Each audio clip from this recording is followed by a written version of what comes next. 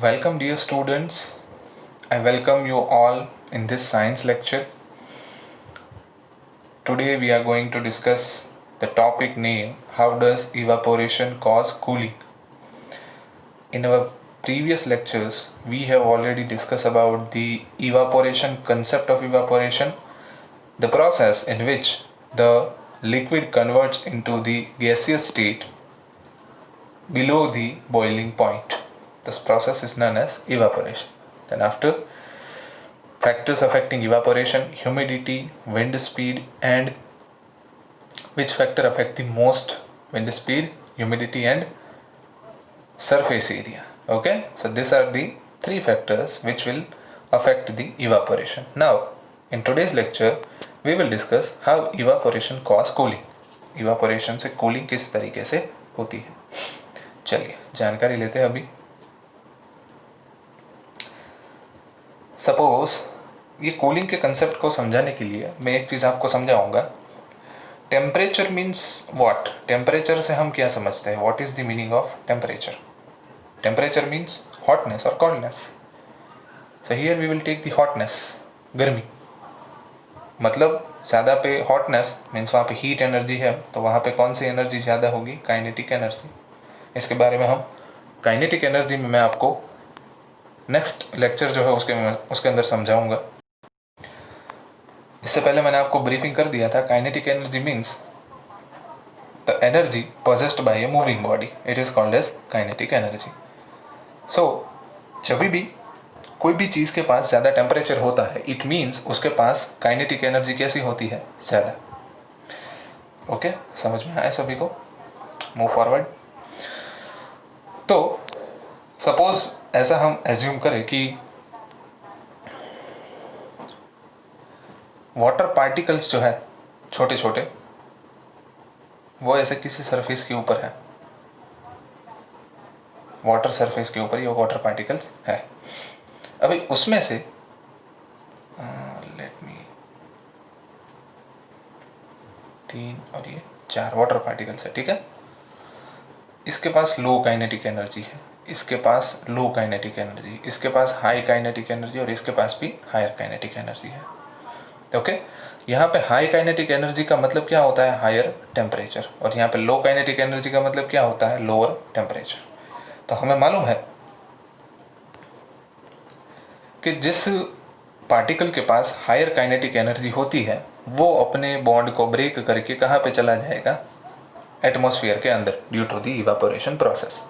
तो पीछे कौन कौन से पार्टिकल्स बच जाएंगे? तो ये दोनों, कि जिसके पास कौन सी एनर्जी है? Lower kinetic energy. कौन सी एनर्जी होगी? Lower kinetic energy. तो लोअर काइनेटिक एनर्जी का मतलब क्या होता है? Lower temperature. लोअर टेम्परेचर यानी कि कोल्डनेस, और हायर टेम्परेचर यानी कि हॉटनेस. तो हॉट पार्टिकल्स जो थे वो तो चले गए, अभी बचे कौन?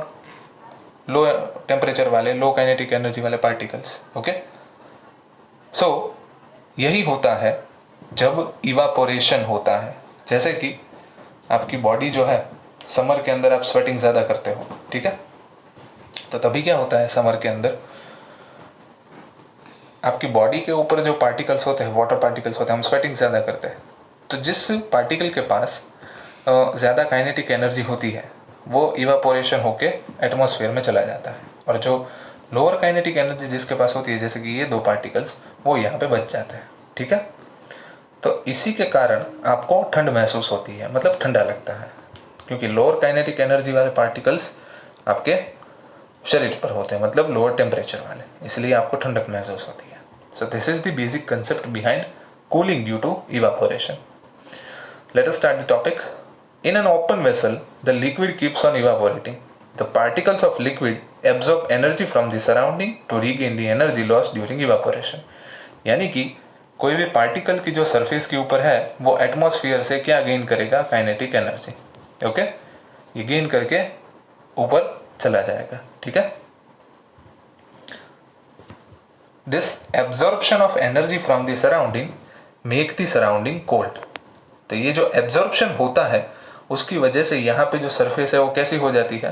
कोल्ड, ठंडी हो जाती है. जैसे कि मैंने आपको बताया कि higher kinetic energy kinetic energy वाले पार्टिकल कहाँ पे चले जाते हैं? एटमॉस्फेयर में. और लोअर यानी कि ठंडे पार्टिकल्स जो है वाटर के या तो कोई भी लिक्विड के, वो कहाँ पे रह जाती है, सराउंडिंग में. So that is why we felt cold. Okay, moving forward. What happens when you pour some acetone, polish remover, nail polish remover on your palm? हमारी हथेली के ऊपर जब भी हम नेल पॉलिश रिमूवर को रखते हैं यानी कि डालते हैं, तो क्यों हमें ठंडा ठंडा लगता है? बिकॉज जो पार्टिकल्स होते हैं ये हमारी हथेली की सरफेस है, ठीक है. यहाँ पे जो पार्टिकल्स थे एसीटोन के, वो क्या हो गए, इवापोरेट हो गए, मतलब ऊपर चले गए. तो बाद में जो पाम के ऊपर बचा वो क्या था, लोअर काइनेटिक एनर्जी वाले पार्टिकल्स, कि जो कैसे थे, टेम्परेचर जिसका डाउन था, मतलब वो ठंडे थे. तो इसीलिए हमें क्या महसूस होती है, ठंड. Okay, so it feels you cold. After a hot sunny day, यहाँ से हम शुरू कर रहे हैं.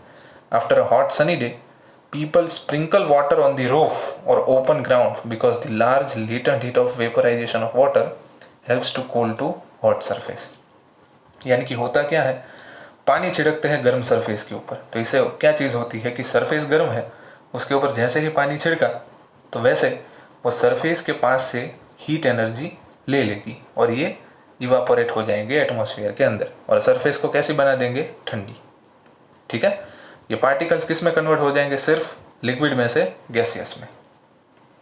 Can you cite some more examples from daily life where we can feel the effect of cooling due to evaporation? Yes, definitely. Let us look at some examples.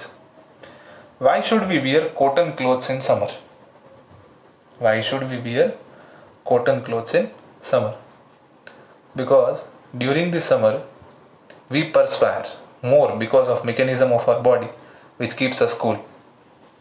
During summer perspire का मतलब होता है हमारा पसीना ज़्यादा निकलता है और हमारी बॉडी के मैकेनिज्म के कारण वो हमें कैसा रखता है, ठंडा. We know that during evaporation, the particles at the surface of the liquid gain energy from the surrounding and change into vapor. Same process होती है.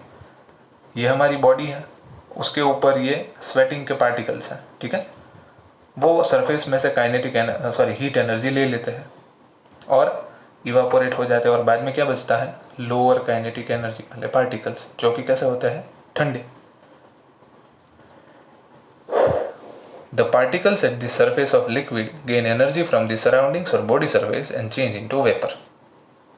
The heat energy equal to the latent heat of vaporization is absorbed from the body, leaving the body cool. Cotton, being a good absorber of water, helps in absorbing the sweat and exposing it to atmosphere for easy evaporation. Right? Atmosphere के अंदर cotton cloth जो है वो क्या करता है, water को absorb करता है, ठीक है. So cotton being a good absorber of water helps in absorbing the sweat and exposing it to the atmosphere for easy evaporation. यानी कि कॉटन क्लोथ्स जो है वो इजीली पसीना जो है उसको एब्जॉर्ब कर लेते हैं और हमारी जो सरफेस है उसे इवापोरेशन के लिए इजीली रखते हैं एटमॉस्फेयर के सामने, ताकि अच्छे से इवापोरेशन हो सके और हमें ठंडक महसूस हो और हमें पसीना जो है वो कंटिन्यूसली ना हो, because it is a good absorbent of water. Why do we see water droplets on the outer surface of a glass containing ice cold water? पानी की ठंडी बोतल आप लेते हो और बाहर रखते हो तो मानसून सीजन में खास करके देखते हो कि बाहर जो है वो पानी की परत जम जाती है. हाउ इट विल हैपन, ठीक है, क्योंकि होता क्या है टम्बलर पे, let me give you example. ये बोतल है पानी की, ठीक है, ठंडी बोतल है,